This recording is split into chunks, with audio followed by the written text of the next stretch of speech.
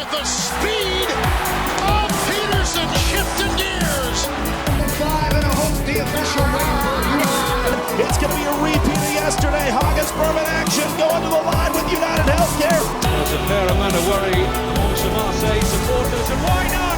It is absolutely the best player on the planet at the moment. What's going on, fellas and ladies?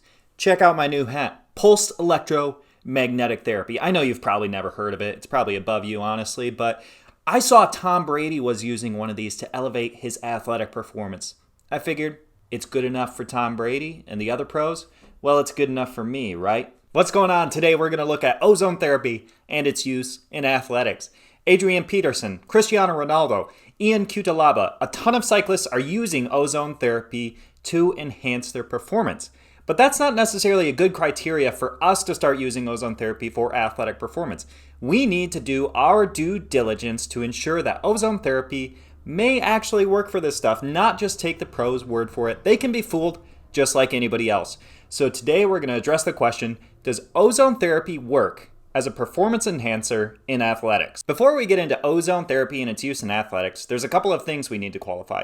Number one, ozone therapy is bad to breathe, so you can't breathe ozone because it oxidizes lung tissue. But the claim is that ozone has a hormesis effect where you can take it, a medical, pure, precise dose of ozone therapy and administer it in a different way, like with the blood, and it creates a beneficial response. The second thing we need to qualify is that there are different forms or two primary different categories for how ozone therapy is administered and the benefits thereof. The first one is a systemic form of administration where this is supporting the fundamental processes of the body, whereas the other one is a local injection. So this would be for like a knee injury. They can take ozone and inject it into that area, but it just stays confined to that area. So it's not necessarily supporting the fundamental processes of the body. So if you're an athlete, one of your primary concerns should be oxygen delivery. And that's one of the main claims with ozone therapy. The American Academy of Ozone Therapy to the International Scientific Committee of Ozone Therapy all claim that it improves oxygen metabolism or oxygen delivery, and it does that by improving the rheology of the blood. Now, the rheology of the blood is the blood's ability to move throughout the body. As I was talking with Dr. Rowan in my previous interview, he was talking about how the red blood cell is actually too big to fit into a lot of capillaries, so it needs to be able to bend and fold. And so the main claim with ozone therapy is that it actually improves the ability of the body to do this. Now that's helpful if you're an athlete because now oxygen is getting to tissues more effectively, which may improve athletic performance. But don't just take my word for it. In a very long and complicated paper that Dr. Bacci considers to be a basic paper on the biochemistry of ozone therapy, he says, it must be added that ozonated erythrocytes show an improved glycolysis with an increase of ATP and 2,3-DPG levels, which are able to shift the dissociation curve of oxyhemoglobin to the right, confirming the observation of an improved delivery of oxygen. Extensive data has been reported in reviews and 2 books. It is now clear that a physiological ozone dose triggers an acute and precisely calculated oxidative stress able to activate several biological processes. As an athlete, one of the other things you need to be worried about is muscle fatigue. If you can find a way to decrease muscle fatigue, you can have better training sessions and ultimately better performance. So if there's something that helps decrease muscle fatigue, and ozone therapy claims to do that, you might be in a better situation than if you're not doing it. However, I didn't find the paper on this super convincing. They did it on rats, and they had 4 levels of rats. They had rats that did just oxygen, low-level ozone, mid-level, and high-level ozone. And they essentially measured their ability to do output and performance, but the ones with the higher level, the highest level of ozone actually did the best in the category of muscular fatigue. They had the least amount of muscular fatigue out of all the rats. And the third thing that ozone therapy claims to be able to do is support a detox effect on a cellular level. So detox is this word that's just thrown around all the time. We see detox and I almost run the other way because it's just so overused. A detox that you can detox it. Detox cleanse. But that shouldn't deter us from the actual meaning of the word. And that's our body's ability to eliminate byproduct and waste that needs to be gotten rid of. So if ozone therapy is legitimately able to detox the body on a cellular level, this would be really good for athletes because as you're doing athletic events and performing, you're building up lactic acid and those other byproducts that your body needs to be able to get rid of. So this would actually be a way of improving I'm sorry, I'm having a little sweaty.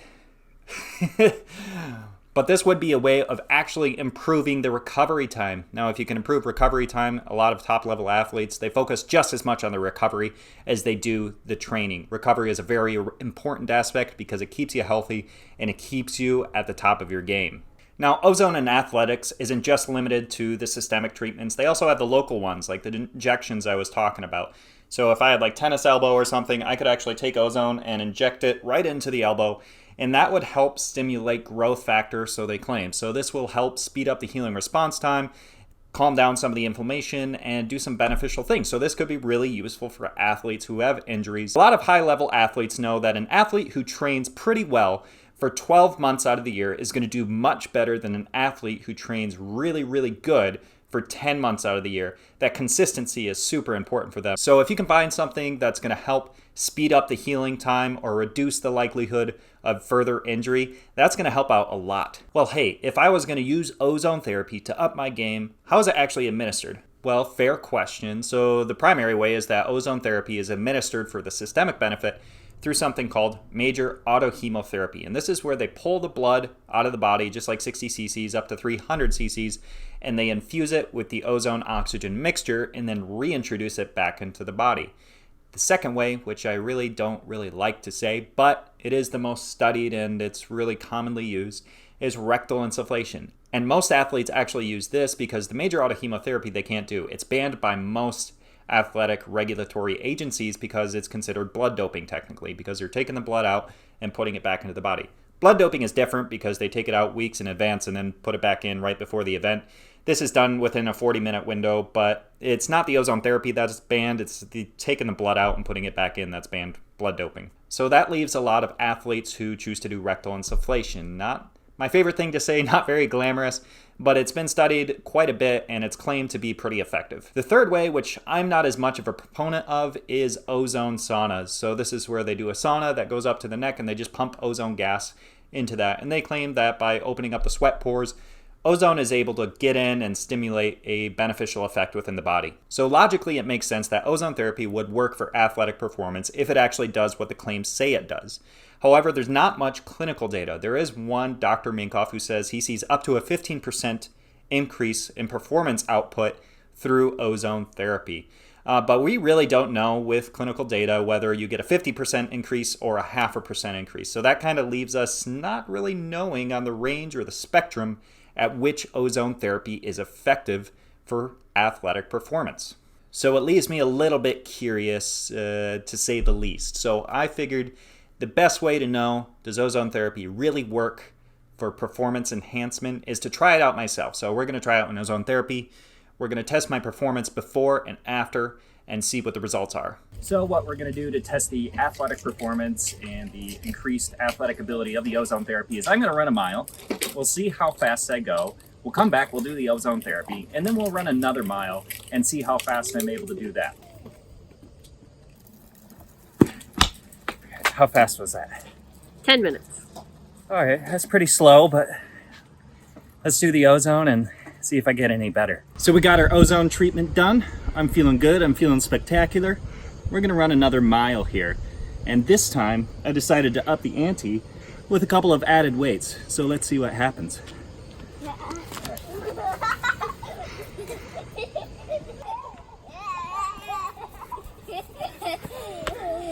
How fast was that? That was 4 minutes. That was crazy. Yeah, not surprised. Ozone's pretty good. So does ozone therapy really work as a performance enhancer? Well, I think, welcome to the gun show. He must do ozone therapy. No, but I think that there's just not enough clinical data on it, and it really leaves me in a place where I'm not sure if it really is a good performance enhancement. Nonetheless, I put this information before you to let you decide. If I personally was trying to improve my athletic performance, I would still do ozone therapy, but that's also because I have access to the equipment pretty readily, pretty easy for me to do. I'm pretty familiar with it.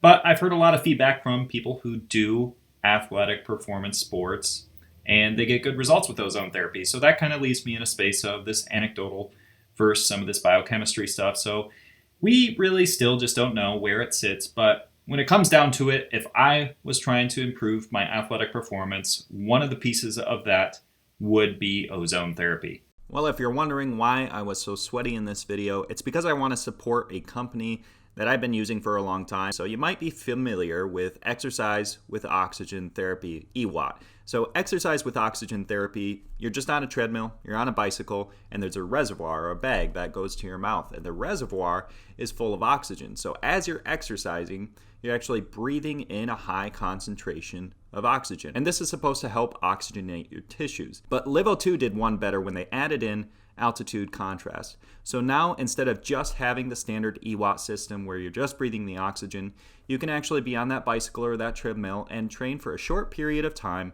at altitude. So it'd be like the equivalent of training on a mountain at 15,000 feet. And you just do that for a short amount of time to get your blood vessels dilated, to get your body to open up and be more receptive to the oxygen. And then you flip in the oxygen and you start breathing that. So basically, you get a better flush of oxygen to the system. And Live O2 is not paying me for this. They don't even know about it. I'm not getting any commissions for it. They didn't ask me to do this. I'm just trying to support a company that I've been using for a long time and I think might be beneficial to you if you're already looking for an EWOT system. So if you're interested in this, just go to liveO2.com, check out their product, and hope you enjoy it.